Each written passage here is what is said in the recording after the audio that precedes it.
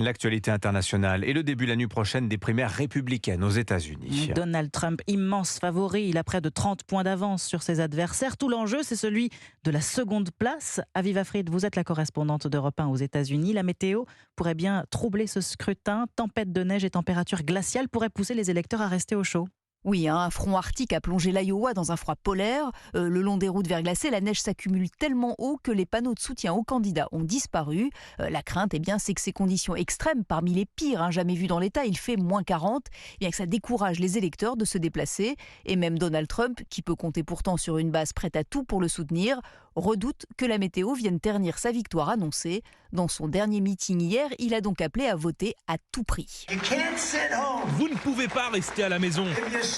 Allez voter, même si vous êtes malade comme un chien et que vous mourrez après, ça en vaut la peine. Si vous êtes très malade, levez-vous. La place de deuxième devrait se jouer entre Ron DeSantis, le très robotique gouverneur de Floride, et Nikki Haley, ancienne gouverneure de Caroline du Sud au conservatisme vieille école.